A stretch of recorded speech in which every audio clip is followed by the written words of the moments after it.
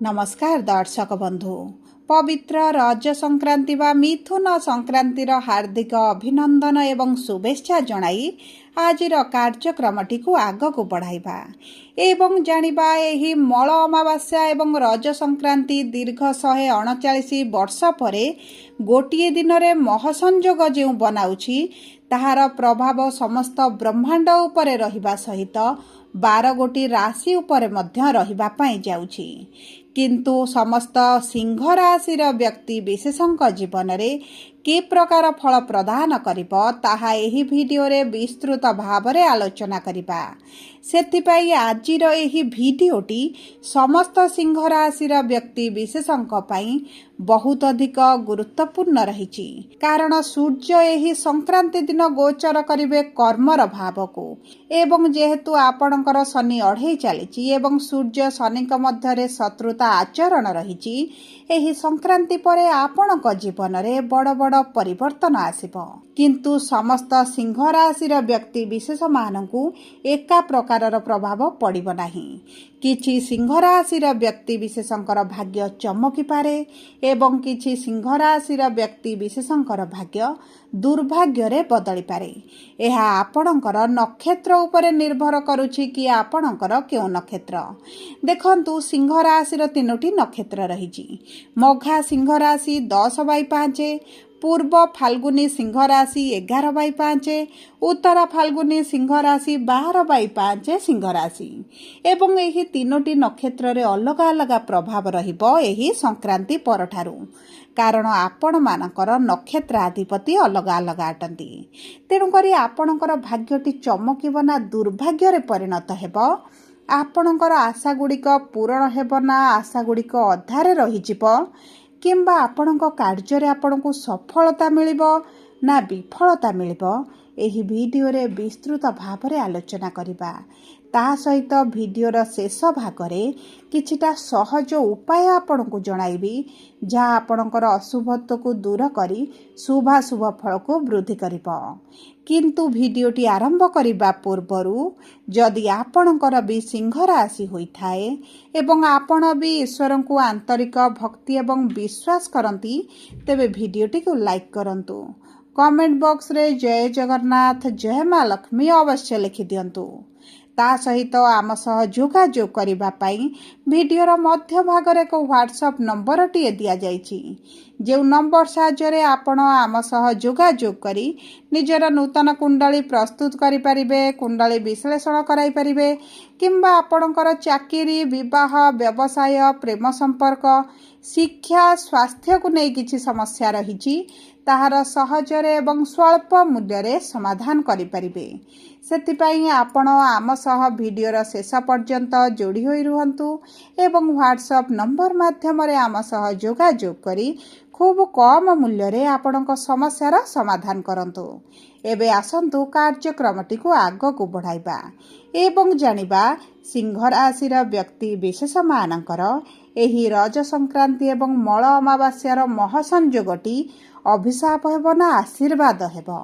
सर्वप्रथम जानिबा मघा सिंह राशि बा 10/5 सिंह राशिर व्यक्ति विशेष मानकर नक्षत्राधिपति हेउछन्ति केतु विराजमान करिछन्ति आपणक राशि रे बा लग्न भावरे, जो कारणरू आपणकर मानसिक दुश्चिंता बढ़िबो, मन रे विभिन्न प्रकार चिंता आसीबो, कर्म क्षेत्ररू मन हटिजिब, निज स्वास्थ्य उपर मध्य आपण सठिक ध्यान देई परिबे नाही, स्पिरिचुअल दिग प्रति ईश्वरଙ୍କ प्रति भक्ति आपणकर बढ़िबो।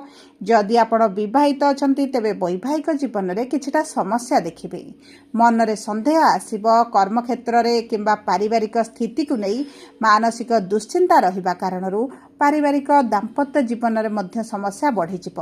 एही समय मध्यरे छोट छोट कथा को केंद्र करी दाम्पत्य जीवन रे समस्या देखिबे, किंतु गुरु जेहेतु आपणकर द्वादश भाव को गोचर करिसंती विदेश यात्रार अति प्रबल योग बनुछि। आपणकर जदि पूर्वरु विदेश यात्रा रे किछि समस्या रहुतिला, कोनोसी ना कोनोसी कारणवशत आपण जाई पारु नथिले, तेबे आपणकर सेही समस्या गुड़िक दूर होइजिब। सूर्य एकादश भाव रे विराजमान करिथिबारु सरकारी चाकरी रे मध्य अति प्रबल जोग बनुछि। जदि कर्म क्षेत्र में आपण किछि परिवर्तन करबा पई चाहुथिले तेबे एही रज संक्रांति परठारु उत्तम समय रहिबो। विशेष भाव में जो माने व्यवसायी अछंती व्यवसायी मानक तो आशा अनुरूपक फल गुड़िक प्राप्ति हेबो। आपणक व्यवसाय वृद्धि घटिबो। आपणक व्यवसाय पूर्व जदि मांदा परिस्थिति चली तेबे सेथिरे उन्नति देखिबे, किंतु जदि आपण पार्टनरशिप रे किछि कार्य करिसंती सेथिरे आपण एतेटा परिवर्तन देखिबे नाही। शनि आपणकर अष्टम रे विराजमान होइथिबारु आंठु गंठी अंटारे जंत्रणा हेबा सहित अस्थिगत समस्या होई पारे। गोड़ उपरे किछिटा आघात लागि पारे, किछिटा छोट बड़ एक्सीडेंट होबार मध्ये संभावना अछि। यातायात समय आपको ध्यान रखा पड़ो। जदि आपण विद्यार्थी अछंती तेबे शिक्षा क्षेत्र में उत्तम फल प्राप्ति करिवे। एबे आसंतु जानिबा पूर्व फाल्गुनी सिंह राशि बा 11/5 सिंह राशि व्यक्ति विशेष मानकर नक्षत्र अधिपति होचंती शुक्र एवं शुक्र आपणकर चतुर्थ भाव में विराजमान करी आपणकर खर्च को वृद्धि करिवे। आपण निज पई हेउ परिवार वर्गक पई हेउ किछि ना किछि अर्थ खर्च करि पारंती। मेडिकल रे मध्य आपणकर किछिटा अर्थ खर्च होई जिवो। जदि आपण किछिटा बड़ जिनिस घर को क्रय करिवे बोली पूर्वरु भाबिथिले चिंतन करिथिले तेबे मध्य आपण एही जिनिस क्रय करि पारंती। जदि आपण जमी भूमि जान वाहन क्रय करिवा पई चाहुचंती तेबे मध्य आपण को शुभ फल प्राप्ति हेबो। मंगल आपणकर दशम भाव को गोचर करिवे माने कर्म क्षेत्र रे आपणकर केही शत्रु बढ़ी पारंती। आपणक बाणी उपरे नियंत्रण रखिबाकू पड़िबो। आपणक मध्य रे ऊर्जा अनुभव करिवे। आपणकर कार्य गुडिक जे पेंडिंग रहितला सेही कार्य गुडिक आपण समाप्त करिवे। देखंतु आपणकर रस्याधिपति सूर्य जेहेतु गोचर करूछंती एकादश भाव को आपणकर मनस्कामनार भाव को आपणकर कर्म क्षेत्र संबंधित जहाँ भी मनस्कामना रही ताहा पूरण हो जिवो। दरमा वृद्धि सहित आपण जदि कंपनी चेंज करबा पई चाहुचंती चाकरी परिवर्तन करबा पई चाहुचंती तेबे मध्य उत्तम रहिबो। जदि आपण निजस्व किछि व्यवसाय आरंभ करबा पई चाहुचंती तेबे मध्य आपण को शुभ फल प्राप्ति हेबो।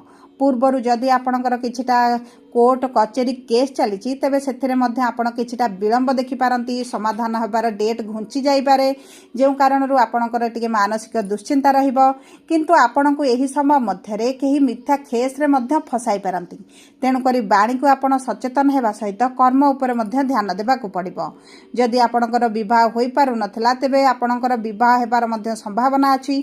किंतु गुरुंकर पंचम दृष्टि जेहेतु आपणकर चतुर्थ भाव को रहुची मां को स्वास्थ्य रे उन्नति आसीबो। मां को नहीं जदि आपण चिंतित थिले स्ट्रेस रे थिले तेबे मध्य सेही चिंता दूर हेबो। सुख सुविधा भोग विलास रे वृद्धि घटिबो एवं कर्म पई आपण को मध्य गृह छाड़िबाकू पड़ी पारे। एबे आसंतु जानिबा उत्तरा फाल्गुनी सिंह राशि 12/5 सिंह राशि व्यक्ति विशेष मानकर नक्षत्र अधिपति होचंती सूर्य। देखंतु आपणकर रस्याधिपति एवं नक्षत्राधिपति उभय जेतु सूर्य अटंती आपणकर एही समय मध्य अभिलाष पूरण हेबार अत्यंत शुभ समय रहिछि। विद्यार्थी मानक उच्च कोटिर सफलता मिलिबो। सूर्यंकर पंचम दृष्टि पंचम भाव को सूर्यंकर सप्तम दृष्टि पंचम भाव को थिबा कारणरू जदि आपण संतान प्राप्ति वंचित रहिथिले तेबे आपण को संतान सुख प्राप्ति होई पारे। आपण को संतान को कैरियर को नहीं जदि आपण चिंतित अछंती तेबे चिंतार कोनोसी आवश्यकता नाही। संतान को माध्यम रे मान सम्मान वृद्धि पाइबो। संतान को माध्यम रे धन लाभ करिवे। एवं देखंतु एही समय मध्यरे धनाधिपति द्वितीय भावर स्वामी जेहेतु एकादश भावर अछंती लाभर भावरे आपणक आर्थिक परिस्थिति स्वच्छल हेबो। जदि आपणकर अर्थ को नहीं कोनोसी कार्य अटकी रहितला तेबे सेही कार्य कोनोसी ना कोनोसी कारणवशत आपणकर पूर्ण होई जिवो। आपणकर जदि ऋण करज वृद्धि घटिछि तेबे ताहा समाधान होई जिवो। आपणक पैतृक संपत्ति रु जदि प्राप्य आपणको मिलि पारु नथिला ताहा मध्य मिलि जिवो। किंतु शनिकर जेहेतु अढ़ेई चलिछि एवं शनि अष्टम भावर अछंती आपणक खाद्य पानीय सहित यातायात समय बहुत अधिक ध्यान रखिबाकू पड़िबो। कारण अष्टम भाव जेहेतु मृत्युतुल्य कष्टर भाव रहिछि आपणकर एही समय मध्यरे आपणको बहुत अधिक सचेतन रहबाकू पड़िबो। सबु पर शनिक अढ़ेईर प्रभाव हेउ कुंडली रे ग्रह मानक खराब स्थितिर प्रभाव पई जदि भी आपणकर समस्या चलिछि अशुभत्व बढ़ी चलिछि तेबे आपण प्रत्येक दिन सूर्य को प्रातः समय जल अर्पण करंतु। कुकुर मानकु खाइबा पाई दियंतु। दुर्गा चालीसा पाठ करंतु एवं चेष्टा करंतु प्रति शनिवार दिन शनि मंदिर रे सोरिष तेलर दीपटीए प्रज्वलित करिबा पाई। कला रंगर जिनिस किछि गरीब लोकंकु दान करिबा पाई। कला तिल हेउ कला राशि हेउ कला कंबल हेउ सोरिष तेल हेउ एही भली जिनिस किछिटा जदि गरीब लोकंकु दान करंती आपणक पाई मध्य शुभदायक रहिबो। एवं चेष्टा करंतु शुक्रवार दिन छोट कन्या मानकु किछि ना किछि मिठा जिनिस खाद्य खाइबा पाई देबाकू। एवं ता सहित प्रतिदिन ହନୁମାନ ଚାଳିଶା ପାଠ କରନ୍ତୁ ଯେପର୍ଯ୍ୟନ୍ତ ଆପଣଙ୍କର ଶନିଙ୍କର ଅଢ଼େଇ ରହିଛି ଆପଣଙ୍କ ପାଇଁ ଶୁଭଦାୟକ ରହିବ। ସବୁ ପରେ ଯଦି ଆପଣଙ୍କର ସିଂହ ରାଶି ହୋଇଥାଏ ଭିଡ଼ିଓଟି କିଭଳି ଲାଗିଲା କମେଣ୍ଟ ବକ୍ସରେ ଲେଖି ଜଣାନ୍ତୁ। ଯଦି ଆପଣଙ୍କ ପ୍ରିୟଜନଙ୍କର ସିଂହ ରାଶି ହୋଇଥାଏ ଭିଡ଼ିଓଟି ତାଙ୍କ ସହିତ ସେୟାର କରନ୍ତୁ।